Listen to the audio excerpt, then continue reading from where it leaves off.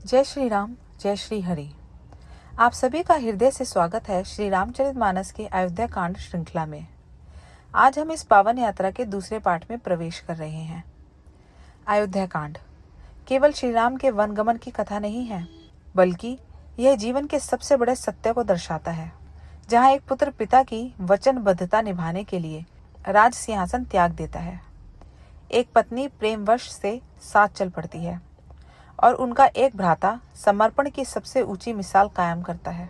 अयोध्याकांड न सिर्फ रामायण का एक प्रमुख अध्याय है, बल्कि यह धर्म, त्याग और मर्यादा की श्रेष्ठतम मिसाल भी है। यहाँ से प्रारंभ होती है उस राजा की यात्रा जो स्वयं भगवान होकर भी हर निर्णय को मानव धर्म से निभाते हैं। आज के पाठ में हम जानेंगे वो प्रसंग जो आगे चलकर वनवास, प्रेम, पीड़ा और आदर्शों का मार्ग प्रशस्त करता है। तो आइए श्रवण करें और अनुभव करें प्रभु श्री राम की उस लीला को जो युगों से हर भक्त के हृदय में बसे हैं। यह केवल कथा नहीं, यह प्रेरणा है, भाव है और भक्ति का प्रतीक है। तो हम आरंभ करते हैं रामचरितमानस का दूसरा पाठ, अयोध्या कांड। रामचरितमानस का पावन श्रवण प्रभु श्री राम के श्री चरणों में समर्पित। जय श्री राम।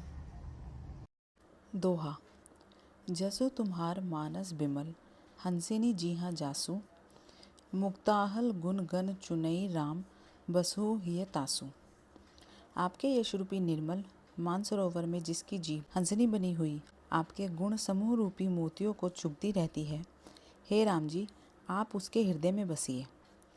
जिसकी नासिका प्रभु के पवित्र और सुगंधित सुंदर प्रसाद को नित्य आदर के साथ ग्रहण करती है, और जो आपको अर्पण करके भोजन करते हैं और आपके प्रसाद रूप ही वस्त्राभूषण धारण करते हैं, जिनके मस्तक देवता, गुरु और ब्राह्मणों को देखकर बड़ी नम्रता के साथ प्रेम सहित झुक जाते हैं, जिनके हाथ नित्य श्री रामचंद्र जी के चरणों की पूजा करते हैं और जिनके हृदय में श्री रामचंद्र जी का ही भरोसा है, दूसरा नहीं, तथा जिनके चरण श्री रामचंद्र जी के तीर्थों में चलकर जाते हैं, हे राम जी, आप उनके मन में निवास कीजिए।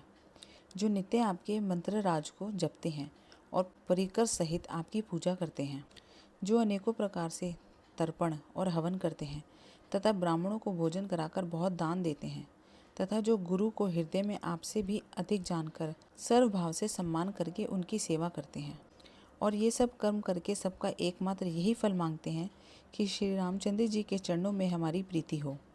उन लोगों के मन रूपी मंदिरों में सीता जी और रघुकुल को आनंदित करने वाले आप दोनों बसिए, जिनके न तो काम, क्रोध, मद, अभिमान और मोह है, न लोभ है, न शोभ है, न राग है, न द्वेष है और न कपट, दंभ और माया ही है। हे रघुराज, आप उनके हृदय में निवास कीजिए।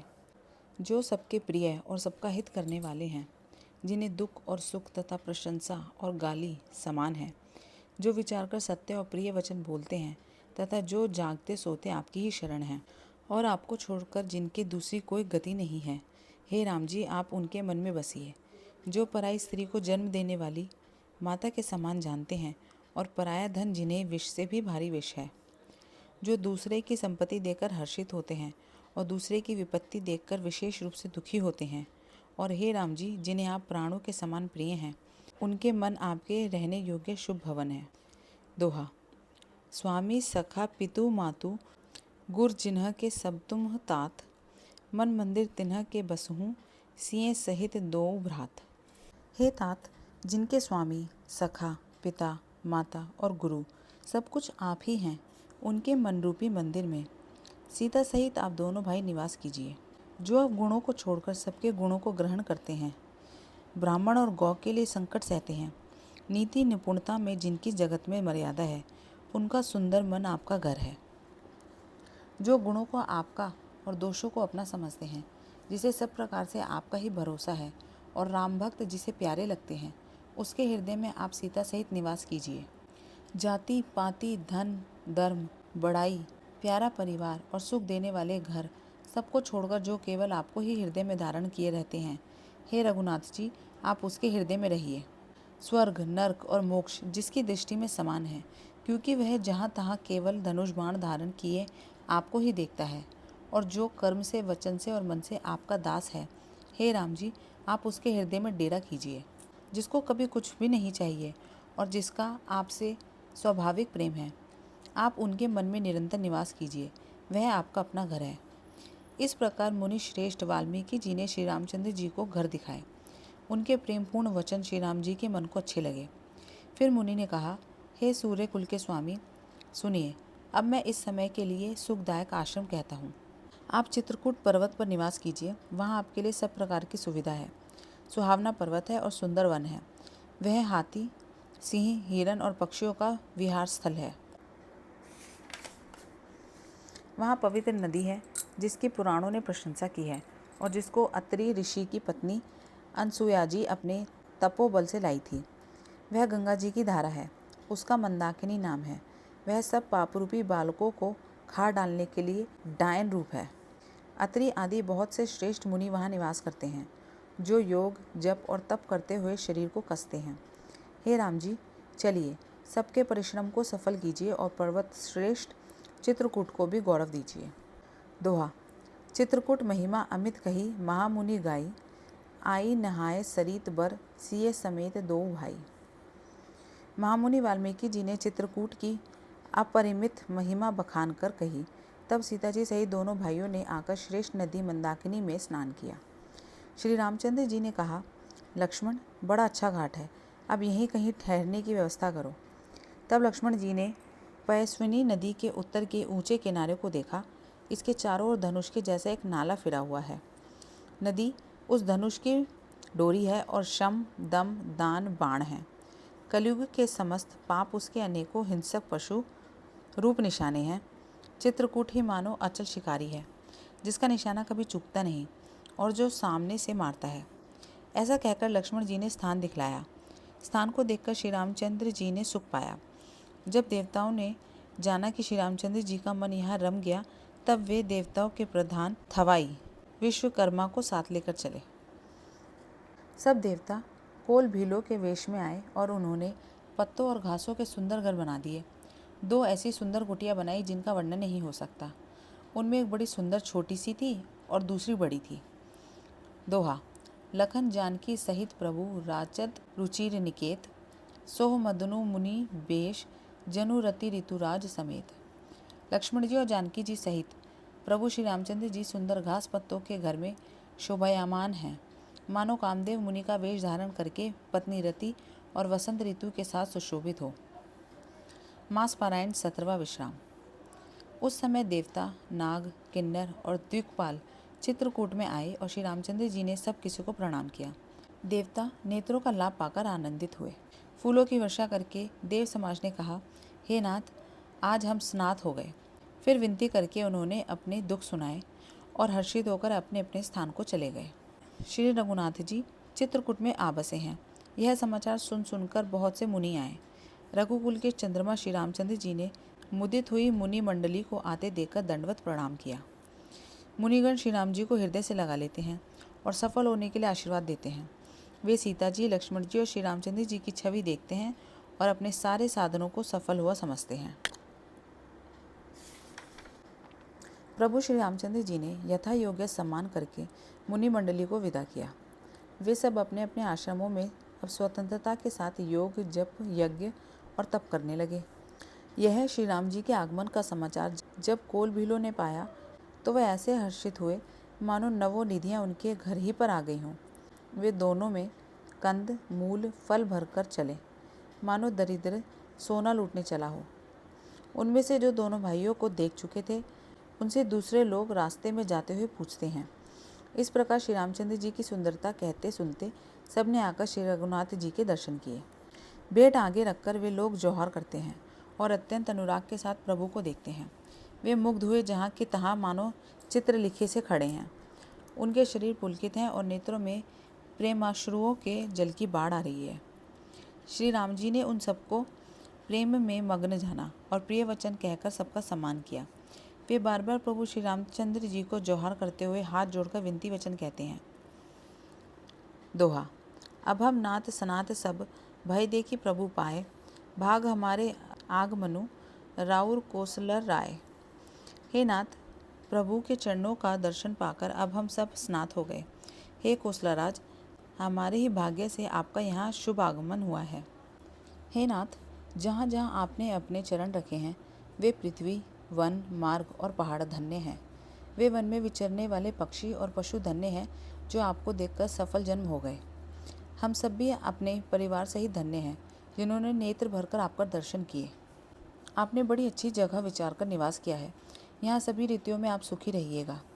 हम लोग सब प्रकार से हाथी, सिंह, सर्प और बाघों से बचाकर आपकी सेवा करेंगे।